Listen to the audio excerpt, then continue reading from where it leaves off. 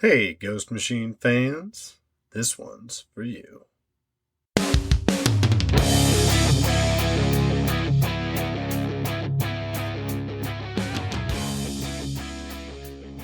Welcome to the Ghost Machine Fans Podcast, episode 52. As you all know, we release new episodes at 4 a.m. every Wednesday, which we've done without fail thus far. That's right, we've been cooking up these bad boys weekly for exactly a year straight now, and it's time to celebrate. And what better way to do so than by welcoming our first returning Ghost Machine creator guest back to the show. I am Becky, and as usual, I am joined by my partner in crime, Nick. My dear, did you ever imagine we'd have kept this up for so long? And can you tell us who our returning guest star? You know, that's crazy. When I thought about doing it weekly, probably not. But one of the first goals that we kind of set after we realized that people sort of liked it was to get to 52 consecutive episodes that released on time. And so I'm pretty excited about that. It's just one of those things, like, I was really excited that we've done so much of this together. And now that we can circle back to our origin story of when we first were given the opportunity to be Ghost Machine creator interviewers, because we have back on the show some returning guests. It's an absolute pleasure. And so I'm going to briefly tell you about these two fine gentlemen. So first, we have the colorist on Geiger, Redcoat, Hyde Street, and Rook Exodus. He's the legendary Brad Anderson, returning to the show for the second time. Brad, how are you tonight, sir? Good. Excellent. I'm fine. Yeah, thank you. How are you? You know, ecstatic. We're recording on a Friday. I couldn't be happier about it, you know? Thanks for having me. And next, we have the letterer on Redcoat, Rook Exodus, Geiger, Hyde Street, Hornsby and Halo, and the Rockefellers. He's our king of letters, Mr. Rob Leigh. How are you, Rob? I'm doing fantastic. Thanks for having me. And congratulations on 52 straight podcasts. That's an achievement. Anybody that works in comics know how hard it is to maintain a schedule. And you've done that. And we're appreciating that you do that for us.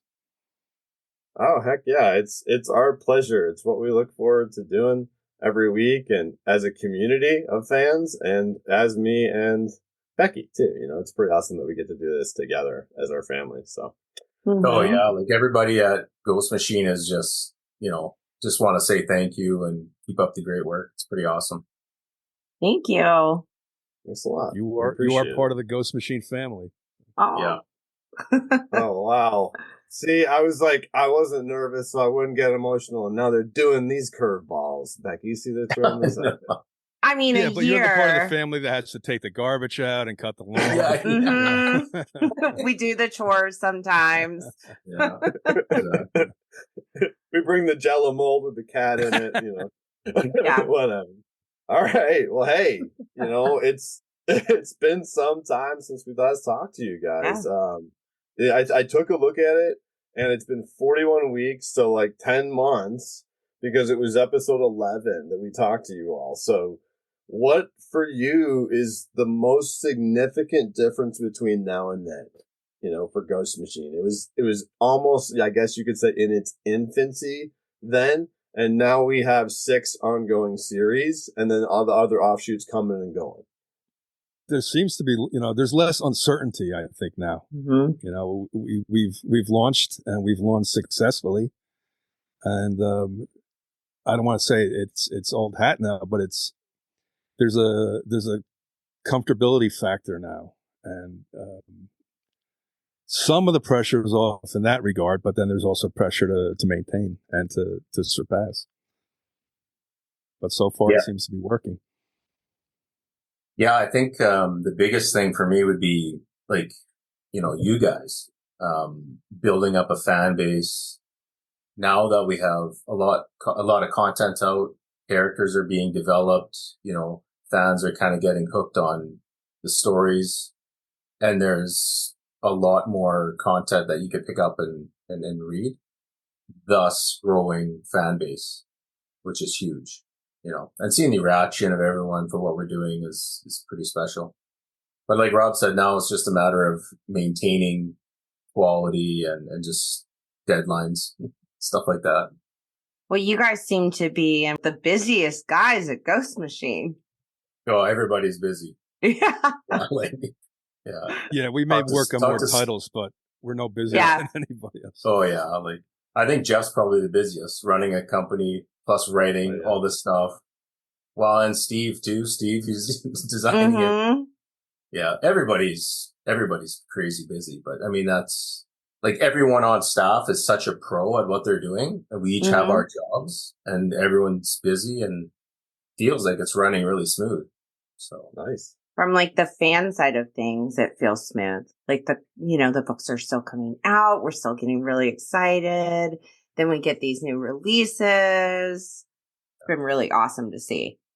Well, I can't wait for you to see what is going to be coming out and then future announcement. Yeah, you're going to be blown away for sure. So stay tuned. Yeah. One more thing is that you have done very well, I think, to make the titles continue drawing of equal interest are the pages at the end of the books that I don't know if is it Steve that designs those, where it shows the different universes and the next title's coming, so you can follow the fact that some are the Unnamed and some are the Family Odysseys and things like that. That really helps people, like when they get to that point, it helps them understand what Ghost Machine is. Yeah, that's Steve Blackwell, our designer. Okay. Working in concert with our editor Brian Cunningham and with Mike Cotton, generating that material, and with Danny as well. Okay. Yeah, I think that's really imperative and kind of fostering a unity, that for the fans to see that there is a plan. I think it's a great way to work with the fans in that respect. Yeah, and I remember Jeff was saying at a convention, and he was talking about how he wants to start with, Rook number 1 or Redcoat number 1 and go right all the way through to, issue, 300 plus, and not have, there's going to be a reboot of Redcoat number 1, multiverse, blah, blah, blah.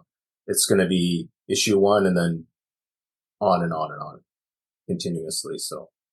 Yeah, which is really neat. So if you ever need to jump in on the story, you just go back, grab Redcoat number 1, and then you could just continue on and follow through. In that regard, you're starting to see the first trade paperbacks come out, and in Geiger's sake, the second trade paperback come out, and Redcoat's first trade paperback just came out. There's a whole different sector of comic fans that enter now because they wait for this moment. And so what we've been seeing, you mentioned that like the biggest difference year over year is with the fans.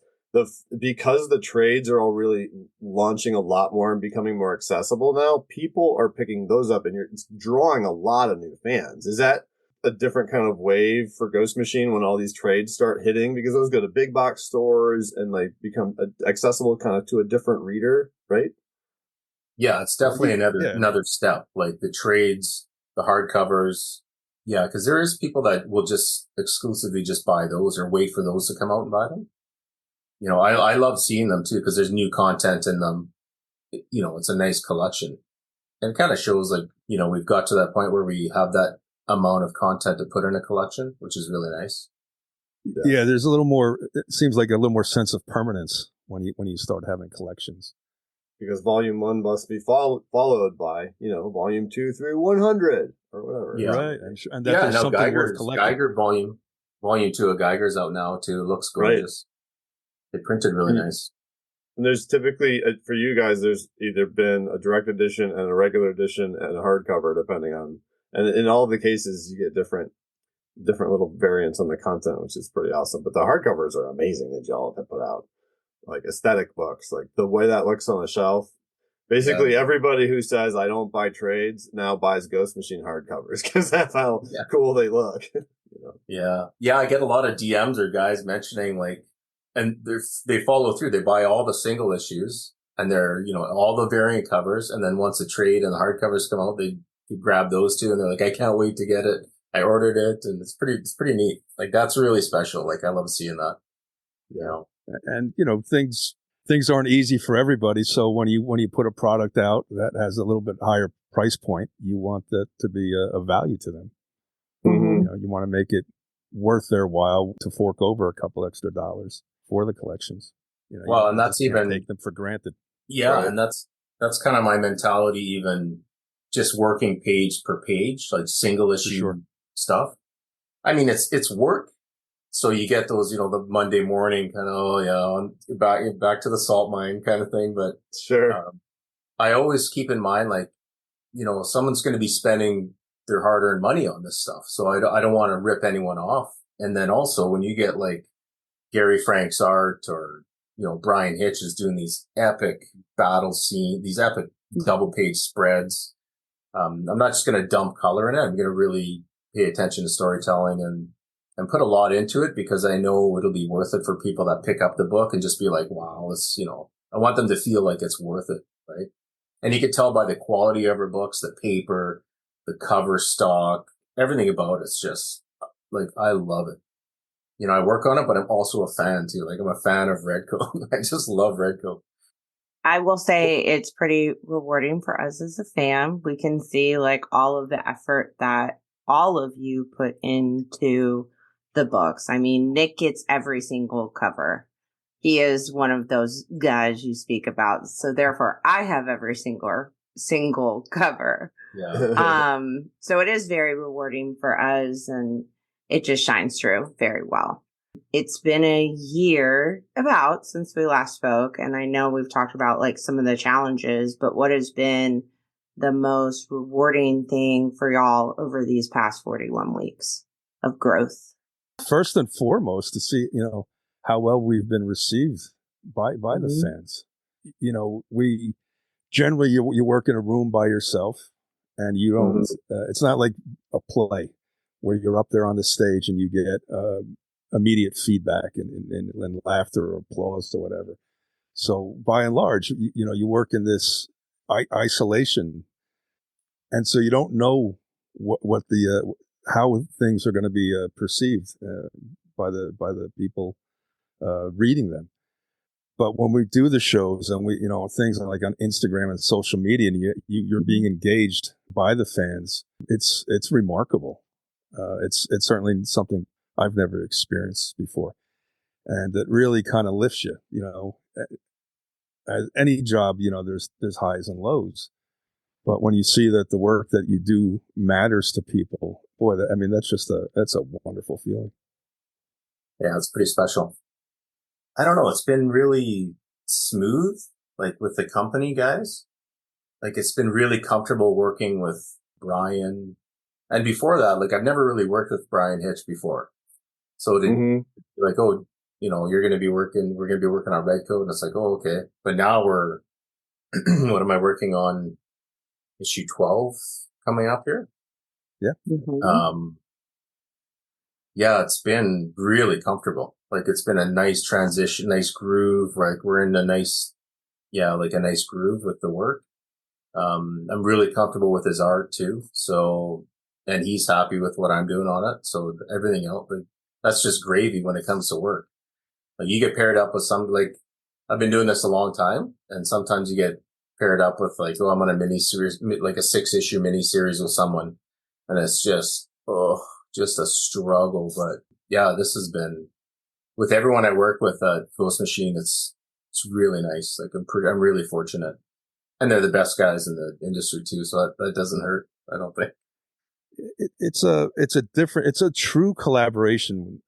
It's certainly something that I haven't really experienced throughout, my 30-year career. We're called the creative team, but you kind of work separate from one another. But with this situation, we are so involved with each other. But just as Brad's saying, like Brad and I are communicating when he hands something to me or I hand something back off to him, Brian Hitch emailed me today about something that he'd like to see me attempt. Same thing with Peter Snyberg. I got another email from him. So you really feel like you're not just a cog in the process, but you're kind of all interwoven together. It's really, it's a true collaboration. Boy, that makes a big difference when you're working, because you're not only thinking about the fans, but you're thinking about your teammates, and you don't want to let anybody down. And I'm sure they feel the same way about everybody else. So it's from a creative standpoint, it's so healthy. Yeah, inspiring. It's funny because Rob and I were working with Jeff on something that's going to be, I guess, for Hyde Street, but it'll be coming out. It's not announced or nothing yet, but it's just the three of us are kind of going back and forth and working on this thing for a few days. It took a little while to get it right. But that's exactly what Rob's talking about, the collaboration. If we were working for a different company, it would have to go through editor. Editor would tell us, oh, we need this changed. And then the editor would be the middleman. With this, Jeff talks to one of us. I talk to Rob's, and then Rob and I go back and forth. And it's so nice. It makes everything go quicker, just cutting out that middleman, So I kind of give Rob a heads up. Okay, well, I'm changing this, so you might have to alter, or just a heads up. And then he would just get something back to me. It's really nice. I know I don't make sense right now, but when you see it, I'll put out my comment. This is what I was talking about. I remember the first time we spoke to you guys, you were talking about that. You used to have to go through an editor, and you couldn't directly collaborate with the person. You guys, you can still tell that it's built over this year in the work. Yeah. There were some editors that they never wanted me to talk to the writer or talk to the artist. Really? Oh man. Yeah. So they would just go through, I don't know why. It's just. It usually comes from a position of insecurity on their part, where they insinuate themselves into the process, so everything has to go through them. And I don't find it ever to be a good way of working. No. And that's only should be shared. That was pretty rare too. There's only a couple, but most are pretty good. Yeah. It sounds like the fluidity of the team definitely makes the work easier. And you said you're both just as busy as everybody else, but we understand Rob is lettering 6 ongoing comic book series. Brad is coloring 4 ongoing comic book series. It's a lot of comic books, guys. So what is how many comic books? I'm half joking, but legitimate question. How many comic books can Rob letter, and how many comic books can Brad color a month, we literally talk about this all the time. I'm so how do you guys coordinate which book you're working on? Because you guys are a little bit in all of them. Yeah, Brian Cunningham is he's the maestro. So I text him a lot. And there's a lot of swear words in the text and everything. No, I'm just kidding. Not really. But they're Canadian swear words, so they're not that harsh. Yeah. Oh, shoot. Darn it. I'll work on issues maybe 2 issues ahead if I have the artwork. Gary Frank's awesome because he's always ahead. So I can kind of bang out a few issues of that while I'm working on other stuff. Yeah, it comes down to the schedule. Like Brian knows what I can physically do, and what's possible. And then he just has it set up months down the road. So, but it's a lot of pages. It's a lot of pages. And then the cover, and then I do the covers too, right? And then Brian does these wraparound covers. So that's a full day just to do those. You just have to put a lot of time in. That's all. There was a time for DC where I was doing 400 pages a month. I think I was doing 16 or 20 books a month, which I was glad to get the work. Sure. But it's hard to, maintain that indefinitely and still have somewhat of a life. So I've certainly produced more in terms of quantity in my career, but that's not optimal. So doing what I'm doing now, I feel like I'm doing it fairly comfortably. Plus, I'm pretty good about switching gears. So if I can do a few pages of this book. If pages come in from another one, I can ping pong. And then, as Brad mentioned, being in touch with Brian Cunningham, so he'll sometimes run triage for us. This is can you set that aside? Do this first, and that's where communication and teamwork come. Well, you're really good though, Rob. Like you can, like you always say, oh, you just give me the pencils and I could start lettering over the pencils, right? Right. Yeah. I mean, it adds a little more time because then you have to go back and adjust things when the inks come in, but I can still work on stuff over the pencils and then make my adjustments rather than waiting. Obviously you can't do that as a colorist. You need the line work to do that. But yeah, you find ways to keep the machine rolling. And I think like Brad, and I also have kind of a similar blue collar mentality when it comes to work, that, half the job is just showing up of any job. You show up regularly, you keep regular hours, and if the rest is just experience, it just, things seem to fall in place. Yeah. I mean, when you've been doing it as long as Rob and I, it's, what's going to take time. So I prioritize certain things over others. Even page wise, like, okay, this page I can bang out quick. This next double page spread is going to take a lot of time. So you really have to balance your schedule, balance your day. And I try to set it up. I really try to keep business hours. I've always done that, especially when our kids were young, because after school, they had sports and they had all this other stuff. So I'm not, I can't really, I wanted to kind of keep business hours just like all the other parents did. And I've always done that. So, and I still do that now. So I'll get up early and I'll put in a full day. So I kind of break down what I need to get done per day in order to meet that deadline. And I just have it in my calendar. Okay, I need to get whatever X amount of pages per day to meet the deadline. And a lot of times, if I'm waiting on pages, that I was working on one issue of Redcoat and Hyde Street at the same time, and pages were kind of trickling in for Hyde Street. So I'd kind of like work on Redcoat, I'd stop, grab the page that came in, work on that, and then it would all combine to like the same deadline almost. So it's just juggling stuff. It's not ideal, and it's not always like that. It's just this one time it happened. Yeah.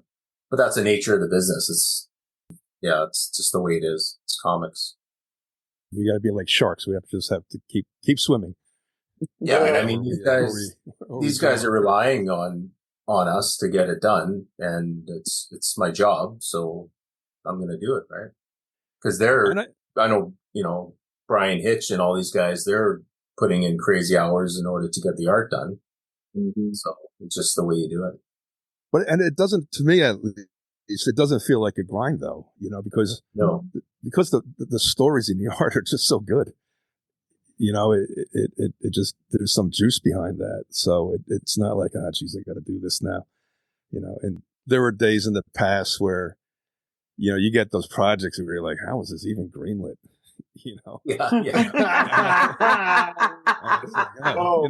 But you're a professional. So you do the best that you can, you try to make it better. But I don't feel that way now.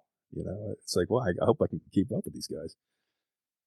Well, and the thing is, it's different because we're all part of Ghost Machine. So it's like we're doing it for ourselves. We're all part of this, right? So it just feels different. More ownership. Yeah. I mean, we're all part owners. So it's, it's all for the greater good, right? Brad, you're doing the colors, Rob, you're doing the letters.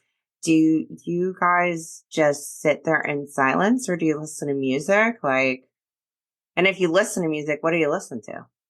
Me personally, I listen to all kinds of music. Usually it's like just rock, but I listen to a lot of podcasts, a lot of sports talk. Local NHL team, the Winnipeg Jets, they're number 1 in the league right now. It's no big deal, but no big deal. So I listen to that. I listen to them. Credit. And then there's, a lot of podcasts and audiobooks too. I listen to a bunch of audiobooks. One of my podcasts, I got a bunch of The Realm has a bunch of like a horror mystery stuff, and it's just ongoing. It's really cool, really well done. The Realm. Yeah, it's like a horror that down. Yeah, kind of. There's a bunch of seasons, and each season is like one chunk of story. There might be, 9 or 10 episodes, and they're about an hour long. And then I went through. I really like that Dan Carlin Hardcore History. So you go to his website and you buy like his podcasts and stuff, and so I listen to those. I just love them. They're really good, really well done. Yeah, and I can't listen to music when I work as much as I like music because sometimes it distracts me, and then I'm like, oh, what did that album come for? I open up Wikipedia and just go down a rabbit hole, and then 2 hours later. So I'll listen to like podcasts. I listen to Joe Rogan talk about to some physicist for 3 hours, and it's yeah, I like that. I'm half paying attention, and it's half white noise. Same thing with sports talk radio for that reason. In the summer, when baseball's on, I might have a game on if there's a day game, just in the background. But if I'm doing something designy, I can't listen to anything. I really have to sit in silence. Then it really requires my every bit of my focus. I'm all over the board.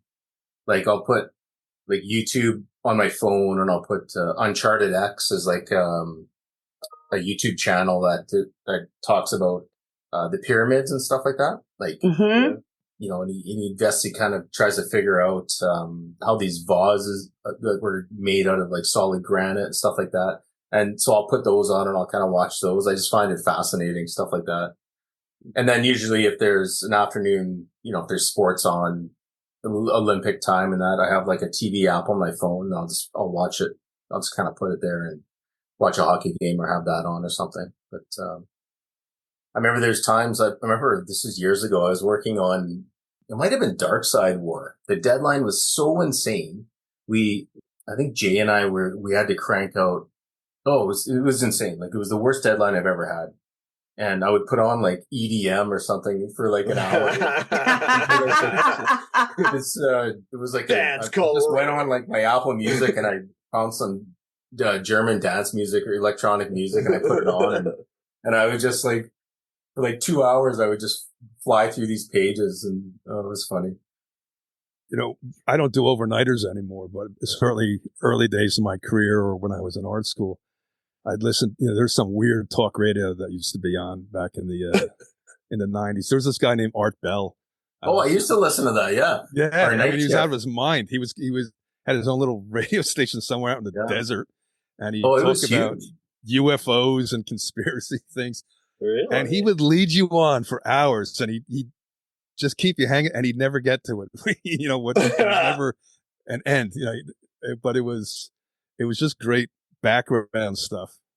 I actually know exactly what you're talking about because my mom would listen to that, and you probably have not heard of it, but Lake Wobegon or something like that. Garrison Keillor. Yeah. My mom was a big fan of it. Yep. Yeah, I used to work a night shift. Like 20 years ago, at Digital Chameleon, they would have a night shift. They would color comics there, and so the night shift we put on Art Bell too and listen to that. That's hilarious. That's a blast from the past, I'll tell you. So, Rob, in Hornsby and Halo, Rose's dog Tucker appears to speak in an angelic being in some sort of unique script. Where did that come from? Well, speaking of ancient civilizations. Yes. Tomasi threw me a curveball in the script and says, Tucker speaks in ancient Babylonian. So now what? I can't go to my, my stack of ancient Babylonian fonts. So I to the internet I go and do a little research, and I found some. I don't know if you're familiar with cuneiform. Yeah, it was early type of writing where they would use a stylus that they would press into soft clay. I think like the Rosetta Stone had forms of that. Actually, I remember learning about that in 1965 in 1975. I'm sorry, in sixth grade. Yeah, I was going to say. Mr. when I was one. In Mr. Yasinowicz's class, I learned about cuneiform. So I just created the little, I did some research and I created little glyphs based on that and dropped them in there. That is sweet. That they're one of a kind. That's pretty cool. Because you made them, It's not just a font that was in something. You can only find it in Hornsby and Halo. Yeah, there you go. But I didn't assign any specific letters to the glyphs, so if anybody's trying to figure out there's a hidden message in there, there is not. It's so funny. I was just about to ask that. Some people do. I'll do that occasionally, but knowing that people will then try to decipher it, I always keep it very benign. There's been times in the past where people have been caught their pants down because they're grousing about their edit or something like that, or about the company in there, and it never ends well. So I don't do anything that would embarrass us, certainly as in Ghost Machine, or just a lot of Rob is number one hidden in there. I am the king. He probably doesn't know we call him the king of letters on every episode, so that's just how it is. I'm going to insist my wife to call me. He is. Yeah, they said it on a podcast. Like, come on. Yeah, you have to. It's official. So there's a big question that we have. It's on everybody's mind. No, but it is a really cool question that also was a listener mail question to us, that was posed to us, and we wanted to pose it to you guys. And that is this. So you may have a conversation over your favorite beverage with any Ghost Machine character. What do you drink? What do they drink? And what do you two talk about? I am Canadian, so I drink beer. Same.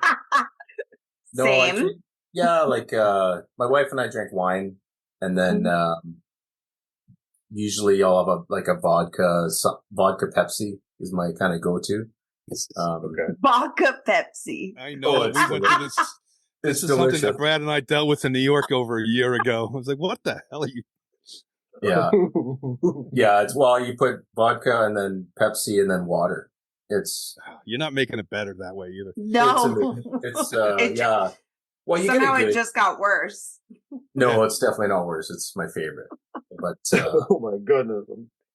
Yeah, it's delicious. I don't know what the big deal is. I believe it. I can't believe no one's ever heard of it. It's crazy. There's a reason for that, Brad. Yeah. I don't know. But usually beers, but it'd probably be like Simon Pure, I would think. Because, can you imagine? Like, I would love to sit across the table from Simon Pure and just have wine, or just have a bunch of beers and just ask him questions about, historical figures, or just the guy alone would just be talking and just, I would have a smile on my face the whole time. It'd be hilarious. Just the stories that guy could tell. But he would stiff you on the you're paying for everything then. Yeah. No kidding, right? He's got what we call deep pocket, short arms and deep pockets, right? Yeah. He's not going to be able to reach for his money. But it's neat because, I remember listening to my grandma tell stories about, her life when she was younger, and it's like a different world. So to have someone like Simon who has interacted with all these historical figures throughout time, can you imagine the story? And he would have his own perspective on stuff too, which would be kind of cool. Plus he's just a dude. It'd be fun. Yeah. What about you, Rob? I think I'd like to spend some time with Money Davis. Ooh. Oh, that's smart. Because, before there were comic books, there were comic strips. Mm-hmm. And I'd love to know what it'd be like doing a daily strip for, since I guess the 70s when he came back from Vietnam until when he retired, and maybe see if he had gone to any of the old National Cartoonist Society dinners, who we knew in the business. I'd be interested in that, and if he were willing to open up about it. I'm sorry. Not that I would press him, but what it was like being in Vietnam as a young man in that meat grinder. That might be a conversation that I'd like to have. I would be drinking bourbon, so either an old fashioned or neat, and whatever Muddy's drink of choice was. Now I wouldn't mind picking up the tab for a veteran. Yeah, there you go. Agreed. Well, hey, those are some good answers to that one. Thanks, guys. 100%. Yeah. Okay, so this is exciting. Recently, Gene Ha was announced as the artist on First Ghost, as you guys know. He'll be paired with Brad Meltzer, which is super exciting.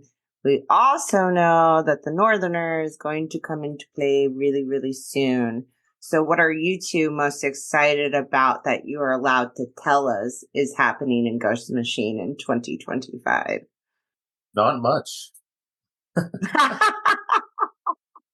I don't think we could say much. You're just gonna have to. But I'm excited for you to learn about the Northerner. Yeah, like a little while ago, I just kind of read in the script and got to know what he's about and like more of what he's about. And it's gonna be really, really cool. And there's a whole, like, I'm really looking forward for you guys to see where that story is gonna go. Yeah, you're gonna be pretty surprised.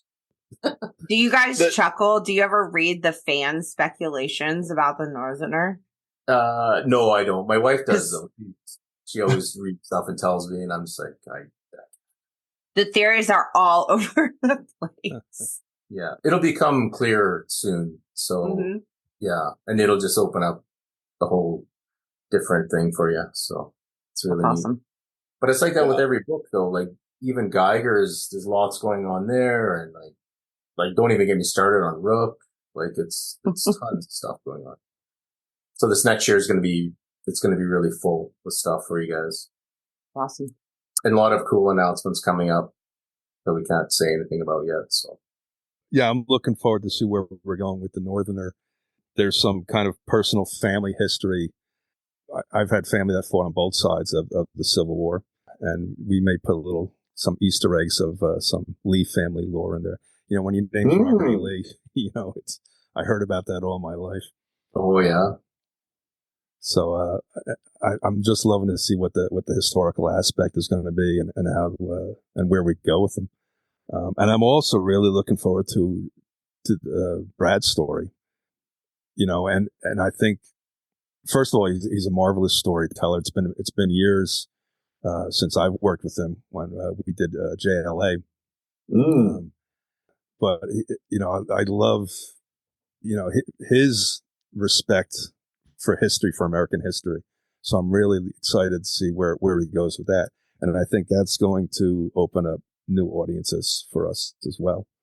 And I hope our existing audiences gravitate towards that. And I hope any new audiences that he brings in comes to see what we've been doing with our other projects. Yeah, I think any fan of his writing is automatically going to gravitate to this too. I'm really looking forward to it. I have no idea what to expect, so I'm going to be a fan for sure. Yeah, I was just at my mom's house like a week or two ago, and there's a library book on her dining room table that she's returning, and Brad Meltzer, the escape artist there. Yeah. See, those are perfect to get like audiobooks, and then I'll sit and listen to that stuff while I'm going through my day. He just came out with the JFK Conspiracy and another one called Make Magic. Yeah. And they're really cool, and I've been loving him ever since Identity Crisis back in the day. Yeah. I believe was my first introduction to him in that era. But I mean, we're not looking for some new juicy stuff. We're saying we know that First Ghost is coming, but we only know the only news on that is Gene Ha was recently announced. That's super exciting. I remember him being first introduced to him with the Adventures of Cyclops and Phoenix. He was really unique style. And so that's really cool. But then also, like the Northerner, like you said, the preview pages for Redcoat number 11 were posted like within the last 24 hours. We reposted them on our page. You guys posted them on your page too. And so, like, even if you just check out those few pages, it's like all Northerner, and it's sweet, and it's like, even just that first page where he's got like, just, I don't want to ruin anything for anybody, so I'll just say some modern weaponry that's out of place and it's positioned in a really cool way. Like, everybody is stoked about this character, and the way we've been seeing like the last few issues of Redcoat, it's like, it's kind of like developing Simon, and then this is bringing it back to kind of like the main story, because we also know that the Northerner connects to the other parts of the Unnamed, and everybody's ecstatic about that character, man. So yeah, there's similarities between him and Simon with the respect to the history and time, but they experience it quite differently. Mm-hmm. So I'm looking forward to seeing where Jeff and Brian are going with that as well. Yeah. So we like to wrap up everything with some personal questions, because we like to catch up with you guys as people too. And one of the things that you told us about last year, Rob, was that you do a lot of wildlife photography, and we've seen, you got an Instagram for that. So how's that been going? It's been a little slow. I did a lot of hunting in November and December, but I was out about a week or two ago. I got up at Dark 100 and drove down to the Jersey Shore to go photograph seals.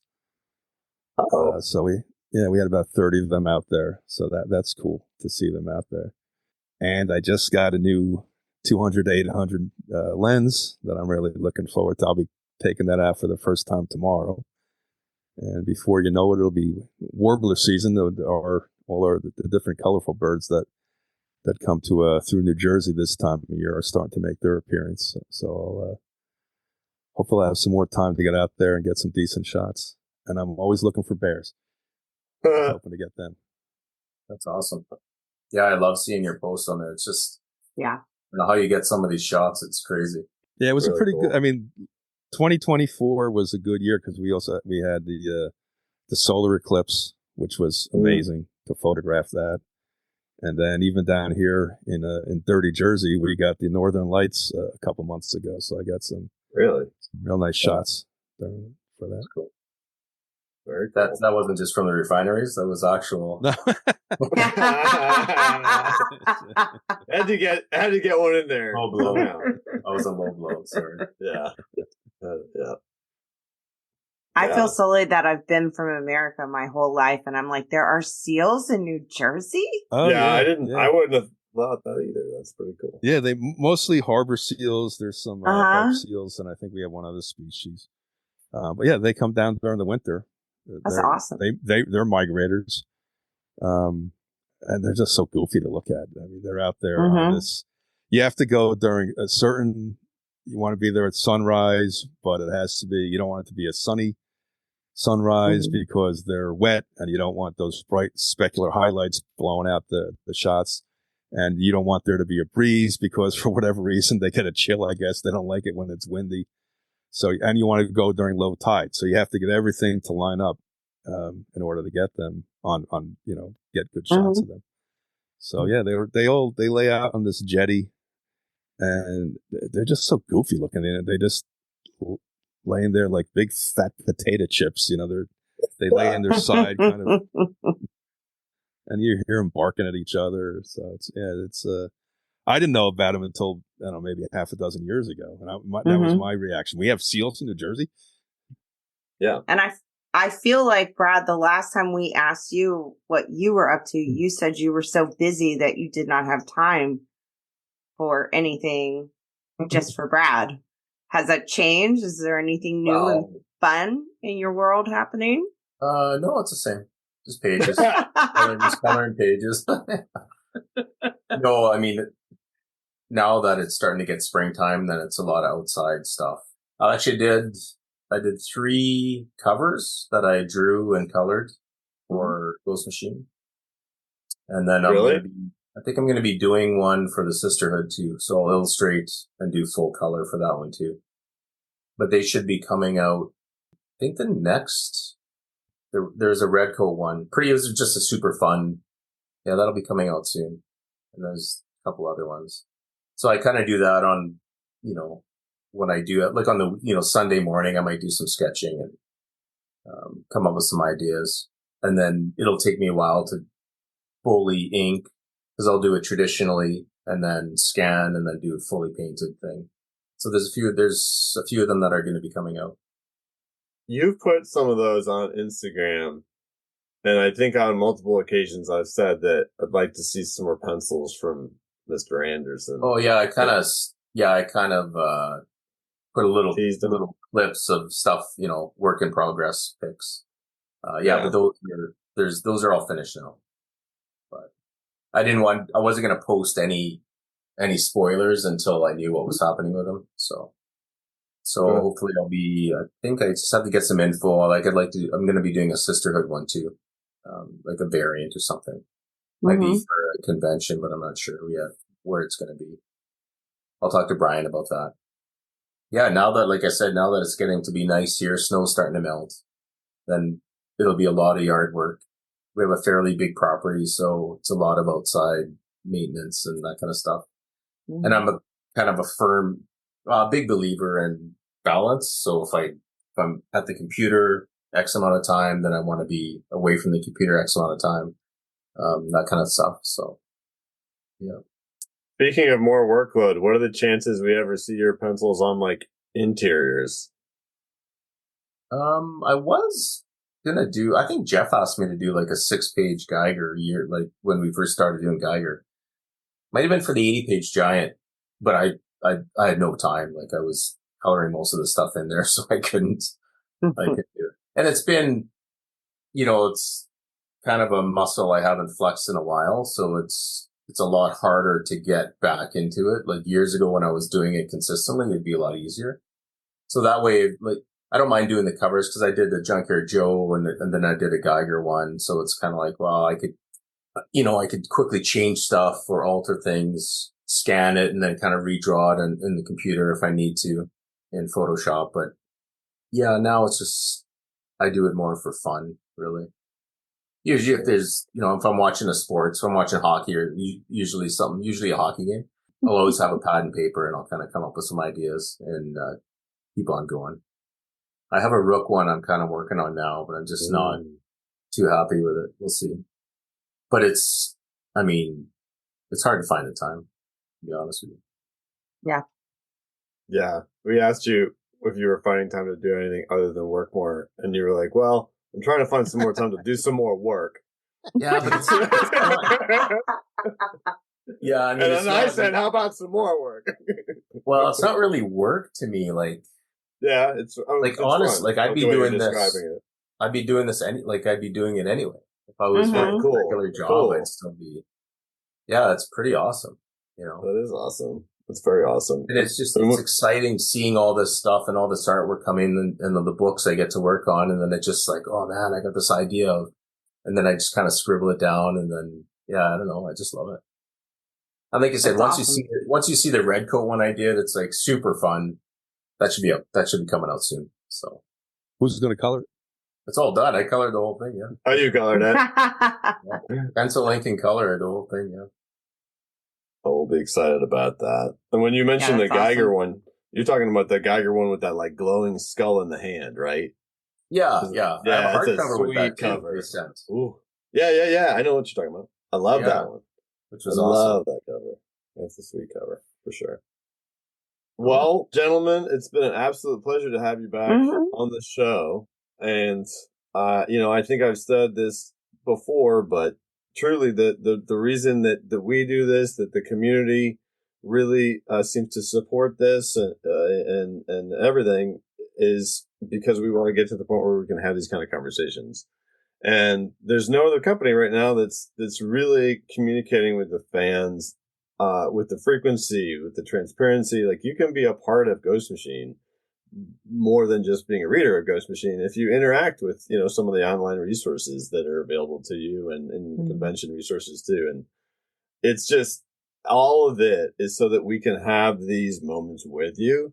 Those are just so much more valuable to us than even the coolest variant comic that you guys sell. So from the bottom of our hearts, thank you so much for giving us all this time of yours when you're already super duper busy creating awesome stuff for us.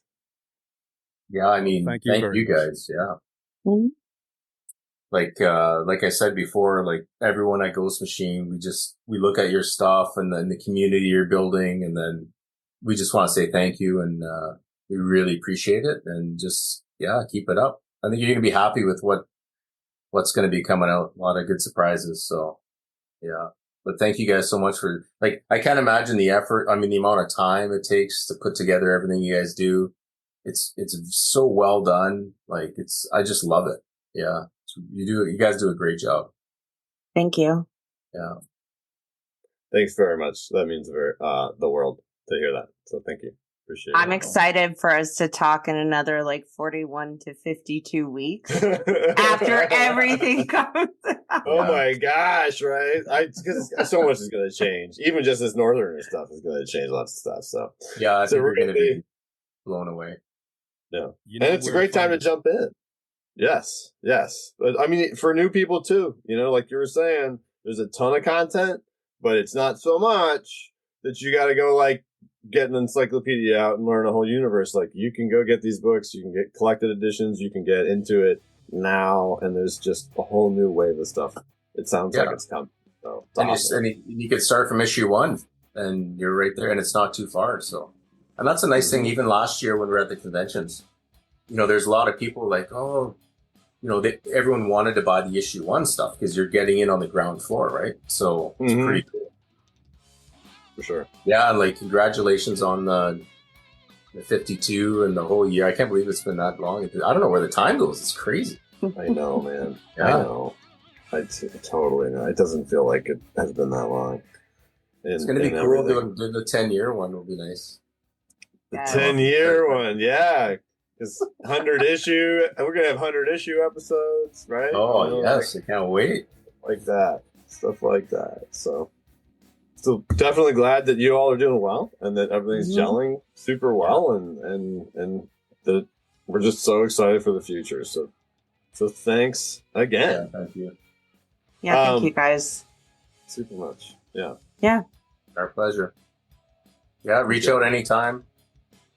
I'm always in the office, so we can chat anytime. It sounds like it. You poor guy. But we appreciate all of your efforts. Oh, no, are you kidding me? I'm lucky. What if we had them do the sign off where it's like, thanks so much for hanging out with us tonight on the Ghost Machine Fans Podcast.